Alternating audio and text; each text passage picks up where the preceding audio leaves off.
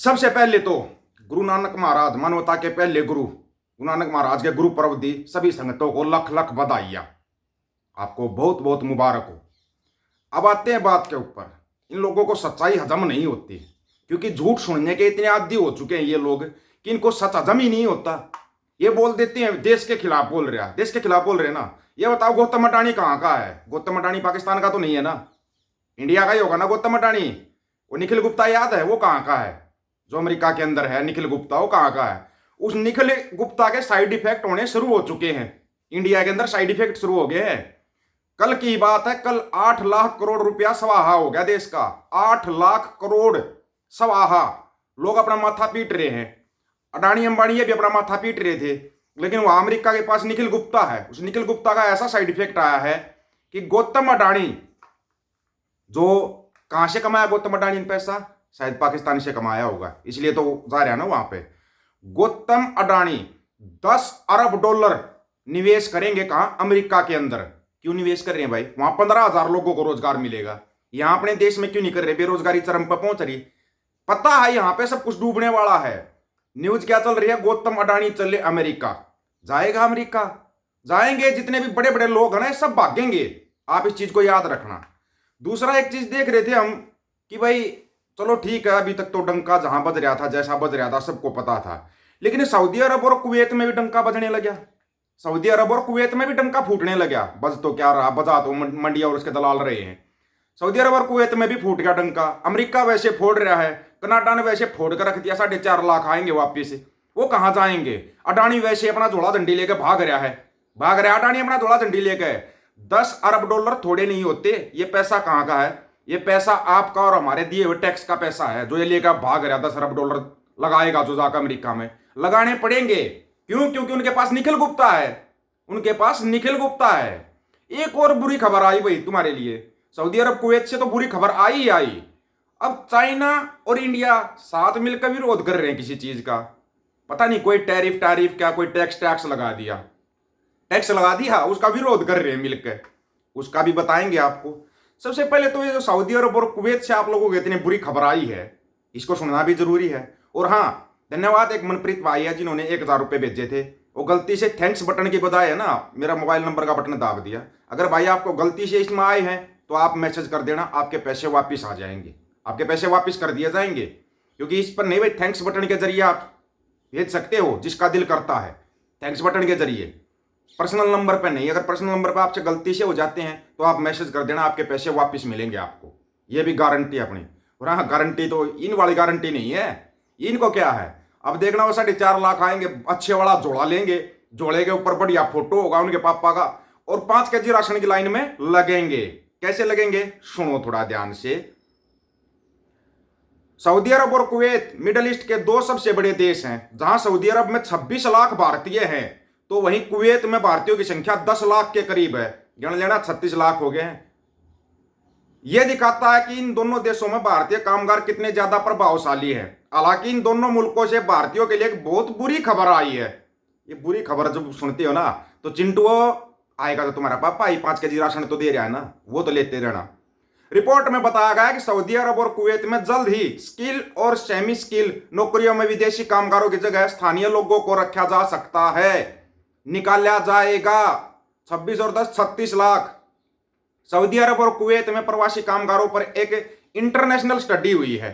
इसमें बताया गया कि अभी मिडिल स्किल वाली नौकरियों में प्रवासियों की जगह स्थानीय लोग काम कर रहे हैं, लेकिन जल्द ही हाई स्किल वाली नौकरियों में भी असर देखने को मिलेगा, क्योंकि इन नौकरियों में विदेशी लोगों की जगह स्थानीय कर्मचारी काम करते नजर आएंगे। स्थानीय कर्मचारी लगातार अपनी स्किल बढ़ा रहे हैं, जिसकी वजह से उनके लिए हाई स्किल वाली नौकरियों में काम करना आसान हो जाएगा। और ये कहां से हुआ था ये पता आप लोगों को? नीदरलैंड और कतर के रिसर्च ने की है स्टडी। ये स्टडी नीदरलैंड और ग्रोनिंगन यूनिवर्सिटी के Groningen growth and development centre के एक फैकल्टी अब्दुल एरुम्बन और कुवैत यूनिवर्सिटी के कॉलेज ऑफ बिजनेस एडमिनिस्ट्रेशन के अब्बास अल मेजरन ने की है। इस स्टडी हाल ही में एक अंतरराष्ट्रीय पत्रिका structural change and economic dynamics में प्रकाशित हुई है। स्टडी के लेखकों ने बताया कि किस तरह से भारत पर इसका सबसे ज्यादा असर पड़ेगा, क्योंकि भारतीय मजदूर ही बड़ी संख्या में हर साल सऊदी अरब और कुवैत जाते हैं मजदूरी करने के लिए। अंग्रेजी अखबार द हिंदू से बात करते हुए डॉक्टर एरुम्बन ने कहा कि भारत जैसे देशों के लिए मिडिल और हाई स्किल वाले प्रवासी कामगारों की जगह स्थानीय लोगों द्वारा लेना एक बड़ा खतरा है, क्योंकि इस क्षेत्र में स्थानीय लोग अपनी स्किल को बढ़ा रहे हैं और massage therapist, office manager, electronic police officer, social media specialist, truck driver जैसी जॉब्स मिडिल स्किल नौकरियां कहलाती हैं। सऊदी अरब और कुवैत में भारतीय बड़ी संख्या में इन नौकरियों को काम कर रहे हैं। हालांकि अब स्थानीय लोग भी ये काम कर रहे हैं, जिस वजह से भारतीयों के लिए नौकरी नहीं मिलने का संकट पैदा हो गया। हाई स्किल नौकरियों की कैटेगरी में software engineer, data analyst, scientist, engineer जैसी जॉब्स होती है। इन कामों को करने के लिए भारतीय मिडिल ईस्ट के देशों में जाते हैं, मगर अब स्थानीय लोग भी इस कोर्सेज की पढ़ाई कर रहे हैं, जिस वजह से अब इस काम को करने के योग्य हैं। ऐसा होने की स्थिति में भारतीयों को सऊदी अरब और कुवैत में नौकरी नहीं मिलेगी। हो गया काम 36 लाख। अच्छा, एक और नई समस्या पैदा होगी भाई, ये COP29 क्या है? COP29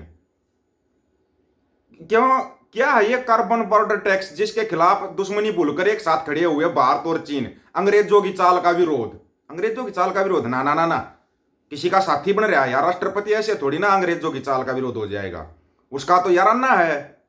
वैसे तो भारत और चीन के बीच सीमा विवाद को लेकर सालों से दुश्मनी है। हर अंतर्राष्ट्रीय मंच पर चीन ने भारत समर्थित फैसलों का विरोध किया है, वहीं भारत ने भी बीजिंग को खरी खोटी सुनाई।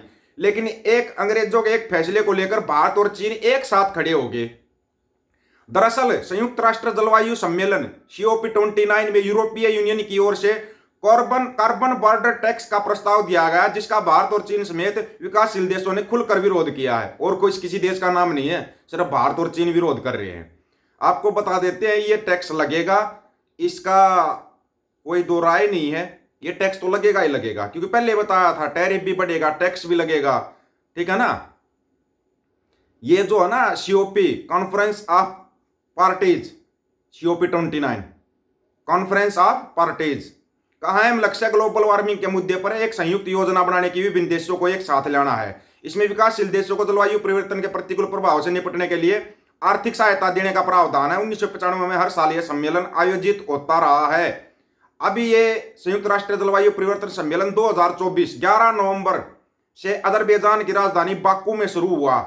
इस समिति में लगभग 200 देशों के प्रतिनिधियों, बिजनेस लीडर्स, जलवायु वैज्ञानिक, पत्रकारों और विभिन्न विशेषज्ञों के शामिल होने की उम्मीद है। यह सम्मेलन 22 नवंबर तक चलेगा। लेकिन इन लोगों ने टैक्स लगा दिया भाई भारत पे और चीन पे। किसने लगाया होगा? आपकी क्या सोचते हैं आप? ये टैक्स किसने लगाया भारत और चीन के ऊपर? पता नहीं। अभी तो टैरिफ तो बढ़ना ही बाकी है, अभी तो टैरिफ लगना ही बाकी है, तो बॉर्डर टैक्स लग रहे हैं, अभी टैरिफ तो बाकी है। वो टैरिफ आएगा तब क्या होगा? अडानी तो भाग गया अमेरिका, उसके पास तो पैसा था, लेके भाग गया। आप लोग कहां भागोगे? कहीं सोचा आपने कहीं भाग सकते हो? आप कहीं नहीं भाग सकते, आप यहीं पर रहोगे। चिलम्बाद चिलगोजो, सस्ता नशा करो, गोबर खाओ, मूत्र पियो और यहीं पर नारे लगाओ। 5 केजी राशन तुम्हारे को समय से मिलता रहेगा। कभी ना ध्यान दे लेना, ये जो 10 अरब डॉलर वो वहां पर लगाएगा, अगर यहां लगाता यहाँ के बच्चों को रोजगार नहीं मिलता।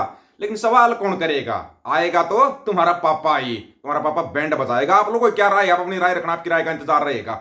सभी साथियों को राम राम, नमस्कार, आदाब, सत श्री अकाल।